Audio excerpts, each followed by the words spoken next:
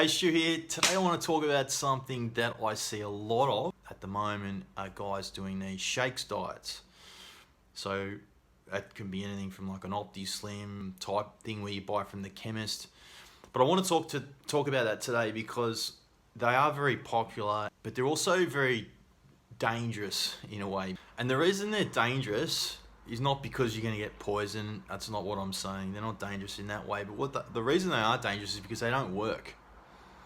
And they set you up to end up in a situation which you probably don't even realize you're in, but they set you up to end up in a really compromised situation in terms of your metabolism, and that's why I don't like them at all. And the reason they're so popular as well, I think, is because they're very extreme. And when someone's in a situation where they've tried lots of diets, nothing is working in the way that it used to work, which is like most of my clients have been in this sort of dieting sort of rabbit hole where they have tried every single diet under the sun, and they're in a situation with their body where nothing's working anymore. And when you're in that situation, you really are thinking that your situation is extreme, and therefore you're thinking, well, the solution I require will be an extreme solution. So then only the extreme diets are appealing, and that's really what I'd class a shake diet as. It's an extreme diet. You know, there's no food, so you're really only having 2 or 3 shakes a day, which is just liquid. And that's why they're so appealing, I think. It's because they're extreme, and because the mindset of someone that starts a diet like that, they're thinking that nothing works anymore, and essentially they're looking for an extreme solution to their problem. But just going back to what I was saying before, why are they dangerous and why do they compromise your metabolism? Well, it's the very essence of what they actually are and what they are not. They are not food.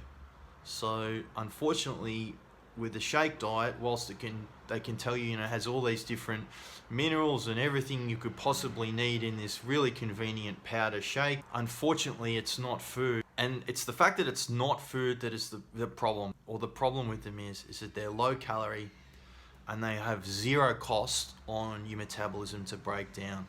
And that's why they're so damaging. So you're getting a almost double-edged sword effect. At the end of a shake diet, most people end up with a severely compromised metabolism. So by the time you've adjusted to that shake, which is what happens, so your metabolism is constantly in a state where it's adjusting and down-regulating everything to accommodate the small amount of nutrient and calories that's coming in through the shake.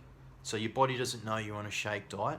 That's another thing. So it just thinks that it's basically in a famine because there's not enough nutrient, nowhere near enough calories coming in.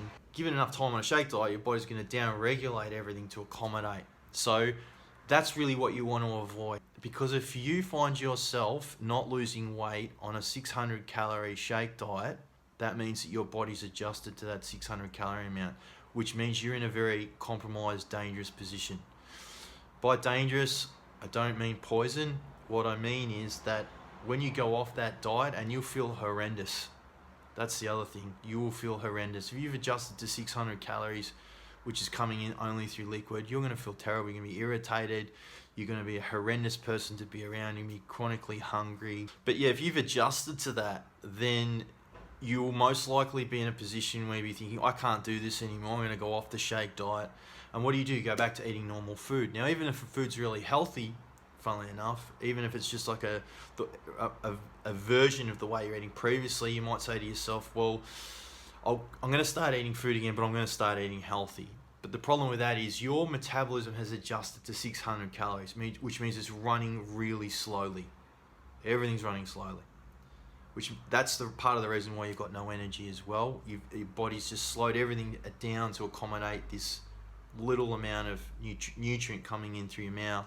This is essentially what yo-yo dieting is. So you have the shake diet, you finish it, can't do it anymore. You've adjusted to 600 calories. You've stopped losing weight on the shake diet.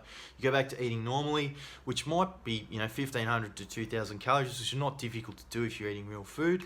And instead of being in a deficit, which is what happened when you went from eating normally to the shake diet, which is eating less calories or less nutrient, what you end up in is a surplus very quickly if you go back to eating normal food. And that's what yo-yo dieting is. It's that gap between the shake diet and going back to eating normal food. And that's, your metabolism is running slowly. You then double, triple the amount of calories you're eating by going back to eating food, and you end up with this huge amount of weight gain.